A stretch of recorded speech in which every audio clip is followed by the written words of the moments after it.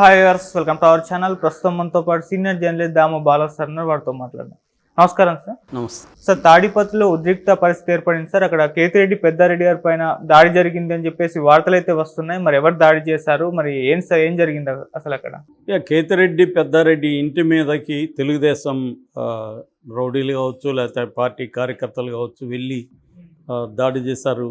ఆయన ప్రధానమైన అనుచరుడు కందిగోపుల మురళీప్రసాద్ రెడ్డి ఇంటి మీదకి వెళ్ళి ఫర్నిచర్ ధ్వంసం చేసి వెహికల్స్ని ధ్వంసం చేశారు. ఆ విజువల్స్ అంతా కూడా నిన్నంతా కూడా మనకి వచ్చాయి, చూసాం ఛానల్స్. సో దీన్ని మళ్ళీ ఎప్పట్లాగే ఆంధ్రప్రదేశ్లో ఏది జరిగినా రెండు వెర్షన్లు వచ్చేస్తాయి బయటికి.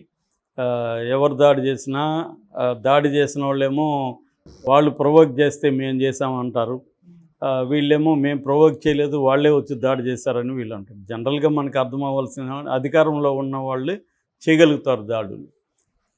అందులో అక్కడ ఎప్పటి నుంచో కూడా జేసీ ప్రభాకర్ రెడ్డికి కేతిరెడ్డి పెద్దారెడ్డికి మధ్య రైవల్రీ అనేది ఉంది. 2006లోనే కేతిరెడ్డి పెద్దారెడ్డి వాళ్ళ బ్రదర్ని కేతిరెడ్డి సూర్యప్రతాప్ రెడ్డి వాళ్ళని జేసీ బ్రదర్స్ చంపించారనేది అప్పట్లో చెబుతారనమాట. ఆయన రైల్వే స్టేషన్లో దిగగానే ఆయన్ని చేసి తరిమి చంపారనేది అందరికీ తెలుసు. కేతిరెడ్డి వెంకటరామరెడ్డి ఉంటాడు కదా, ధర్మవరం వాళ్ళ ఫాదర్ అనమాట.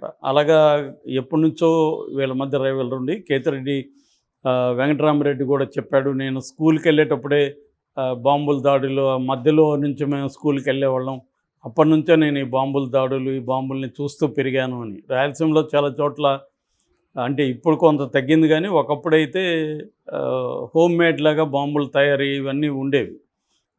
కొంత తర్వాత కొంత ఈ చదువుకున్న జనరేషన్ పెరగడం దీనివల్ల కొంత తగ్గింది. బట్ ఇప్పటికి కూడా కొన్ని ఏరియాల్లో ఫ్యాక్షనిజం అనేది బలంగా ఉంది. అందులో ఒకటి ఈ తాడిపత్రిలో జేసీ ప్రభాకర్ రెడ్డి ఎలా ఉంటాడో అందరికీ తెలుసు. ఆయన ఎలా మాట్లాడతాడు. మొన్న కూడా డైరెక్ట్గా గవర్నమెంట్ అధికారుల్ని, ఆర్టీఓ అధికారులని ఆయన బండబూతులు తిట్టి మాట్లాడినా ఆయన మీద కేసులు లేవు, ఆయన ఎవడు పట్టించుకునేవాళ్ళు లేదు.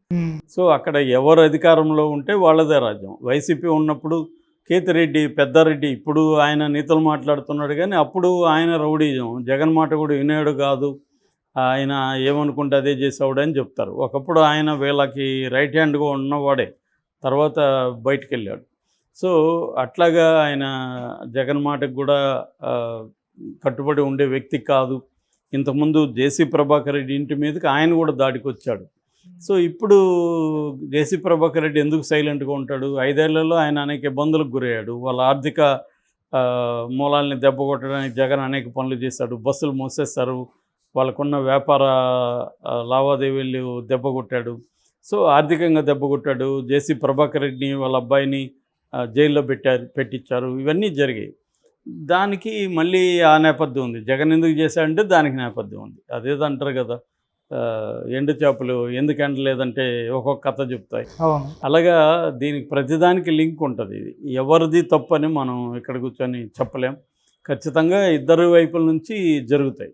అయితే ఎలక్షన్ టైంలో కూడా చంద్రగిరి తర్వాత పల్నాడు తర్వాత పెద్ద ఎత్తున జరిగింది ఇక్కడే తాడిపత్రిలో. సో అందువల్ల ఇప్పుడు ఆయనేమో ఈ జేసీ బ్రదర్స్లో పెద్ద ఆయన జేసీ దివాకర్ రెడ్డి ఏమో ఏజ్ రీత్యా సైలెంట్ అయిపోయాడు, కానీ ఈయన సైలెంట్ కాలేదు. ఎందుకంటే వీళ్ళు సైలెంట్ అవ్వాలనుకున్న అవ్వలేరు. ఫ్యాక్షన్ మొత్తం పైనుంచి కింద దాకా నెట్టనులుగా చీలిపోయింది. ఓకే. సో చీలిపోయినప్పుడు ఈ గ్రూప్స్, ఒక గ్రూప్ సైలెంట్ అయిపోతే ఇంకో గ్రూప్ వచ్చి మీద పడుతుంది. అందుకని ఈ గ్రూప్ కూడా సైలెంట్గా ఉండకూడదు. కాబట్టి ఇది జరుగుతూ ఉంటుంది అన్నమాట. అలాగే ఎలక్షన్ టైంలో ఇతన్ని బయటికి తరిమేశారు పెద్దిరెడ్డిని. ఇక్కడ ఉంటే అలలు అవుతాయని ఆయన కూడా వెళ్ళిపోయాడు. బట్ ఇప్పుడు ఆయనకి బెయిల్ వచ్చింది. బెయిల్ వచ్చిన తర్వాత ఆయన ఏదో డాక్యుమెంట్స్ ఉన్నాయి మా ఇంట్లో, నేను వెళ్ళేది ఓపెన్ చేసి తీసుకురావాలని చెప్పి ఆయన వెళ్ళాడని చెప్తున్నారు. వెళ్ళకముందు ఆయన మామూలుగా అయితే పోలీసులు ఆయన రావద్దని చెప్పారు. బట్ ఆయన ఎస్పీ జగదీష్ పర్మిషన్ అడిగాడని పర్మిషన్ తీసుకున్నాడు. ఎందుకంటే కొండాపురం వద్ద ఆయన ఆపేశారు పోలీసులు, వెళ్ళడానికి వెళ్ళలేదు, పర్మిషన్ లేదని. ఆయన దాంతో ఎస్పీకి ఫోన్ చేశాడు, ఇట్లా నేను ఏమీ చేయను, వెళ్ళి ఆ పత్రాలు తీసుకొని నేను వెళ్ళిపోతాను, మీరు పోలీస్ సెక్యూరిటీ నాకు ఇవ్వండి అని ఆయన చెప్తే జగదీష్ కూడా పోలీసులకి చెప్పి ఆయన్ని పోలీస్ సెక్యూరిటీతో తీసుకొని ఆ పత్రాలు ఏవో ఉన్నాయో అవి తీసుకొని ఆయన వెళ్ళిపోతారు. అని చెప్పి చేశారు. కానీ ఒక్కసారిగా ఈ న్యూస్ స్ప్రెడ్ అయిపోయి తెలుగుదేశం శ్రేణులు పెద్ద ఎత్తున అక్కడికి రాళ్ళు కర్రలు అవన్నీ తీసుకొని బయలుదేరారు. దాంతో ఆయన్ని వెనక్కి పంపించేశారు. బట్ ఈ మురళీ ప్రసాద్ రెడ్డి ఈయన అనుచరుడు, ఈయన ఇంటి మీదకి దాడి చేశారు. చివరికి ఆయన తన పర్సనల్ సెక్యూరిటీలో ఉన్న గన్ను తీసుకొని బెదిరించాల్సిన పరిస్థితి ఏర్పడింది. ఓకే. దీన్ని తెలుగుదేశం మీడియా ఎలా రాస్తుందంటే వాళ్ళు కవించిన దానివల్ల దాడులు జరిగాయి. అంటే కవిస్తే దాడులు జరుగుతాయా, కవిస్తే మరి పోలీసులు ఉన్నారు కదా, పోలీసులకు గది చెప్పాలా అనేది ఉండదు అనమాట. అంటే ఎవరి వెర్షన్ వాళ్ళు రాయడానికి రెడీ అయిపోతారు. క్లియర్గా అయితే ఇది తెలుగుదేశం వాళ్ళు పెద్దిరెడ్డిని రానియకుండా ఉండడానికి ఆల్రెడీ ఛాలెంజ్ కూడా చేశాడు జేసీ ప్రభాకర్ రెడ్డి. పెద్దిరెడ్డిని 4 ఏళ్లలో అడుగు పెట్టనని కూడా ఆయన ఛాలెంజ్ చేశాడు. సో ఇది ఆయన ఓపెన్గా మీడియా ముందు ఛాలెంజ్ చేసి మీడియా ముందు అనేక ఛాలెంజ్లు కూడా చేశాడు కదా ఆయన. మరి అట్లాంటి వాడు చేశాడంటే ఊరికే చేయడు కదా, ఆయనకి బలగం వ్యవహారాలు ఉన్నాయి కదా, పోలీస్ అండదండలు ఉన్నాయి కాబట్టే కదా. సో అంటే ఈ 4 ఏళ్ళు ఈ జాగీర్ నాది అని పంచుకున్నట్టుగా ఉంది. ఈ ఎనిమి రాకూడదు, ప్రత్యర్థి రాకూడదు.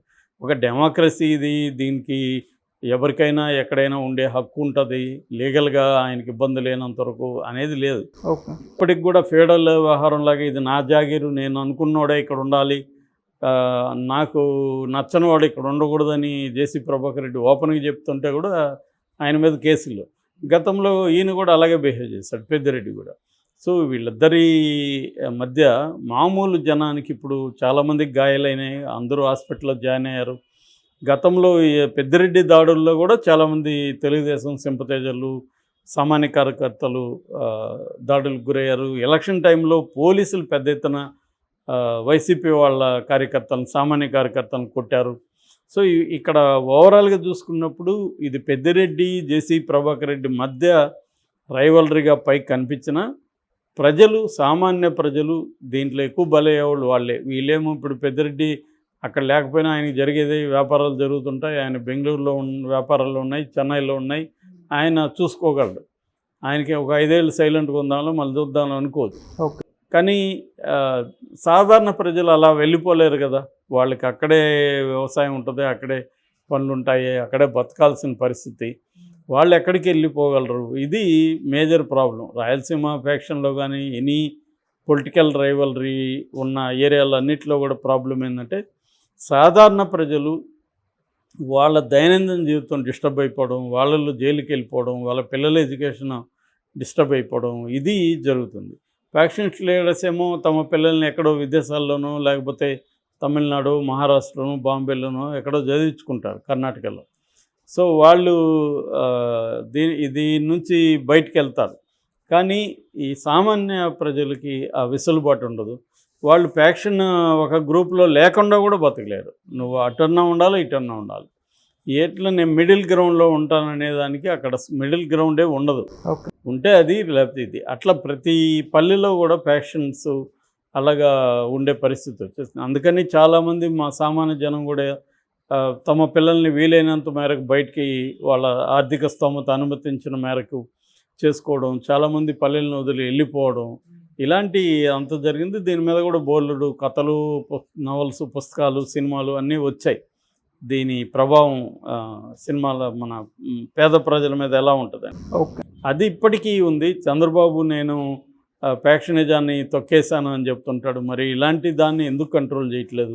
దీనివల్ల ఖచ్చితంగా చంద్రబాబు కూడా బ్యాడ్ నేమ్ వస్తుంది. ఎందుకంటే ఆల్రెడీ పార్లమెంట్ వరకు కూడా మిథున్ రెడ్డి తీసుకెళ్ళారు. పొంగనూరులో కూడా సేమ్ జరిగింది. మిథున్ రెడ్డి రెడ్డప్ప దగ్గరికి వెళ్తే వీళ్ళకేం పని, వీళ్ళు సైలెంట్గా ఉండొచ్చు కదా, వీళ్ళు అక్కడ దాడులు చేశారు. ఎందుకంటే గతంలో పెద్దిరెడ్డి రామచంద్రరెడ్డి కూడా ఇలాగే తెలుగుదేశం వాళ్ళ మీద దాడులు చేశాడు. సో ఈ రివెంజ్ అనేది నెవర్ ఎండింగ్. అప్పుడు చేశారు, అంతకుముందు మీరు చేయలేదా అంటారు. 2014 నుంచి 19 వరకు తెలుగుదేశం వాళ్ళు మా మీద చేయలేదని వైసీపీ వాళ్ళు అంటారు. వీళ్ళేమంటారు 2019 నుంచి ఇప్పటి వరకు 24 వరకు వైసీపీ వాళ్ళు మా మీద దాడులు చేశారు, దానికి ప్రతీకారంగానే జరుగుతున్నాయని వీళ్ళ వాదన. సో ఇది నెవర్ ఎండింగ్ ఆర్గ్యుమెంట్. కాబట్టి దీనికి ఫుల్ స్టాప్ పెట్టాలి చంద్రబాబు అయినా కనీసం.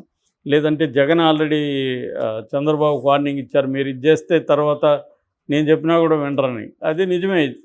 మళ్ళీ చంద్రబాబు ఇప్పుడు అలో చేస్తే ఇవన్నీ రేపు పొద్దున మళ్ళీ జగన్ వస్తే వైసీపీ వాళ్ళు మళ్ళీ దాడులు చేస్తారు. దీనివల్ల రాష్ట్రానికి సామాన్య ప్రజలకి నష్టం జరుగుతుంది.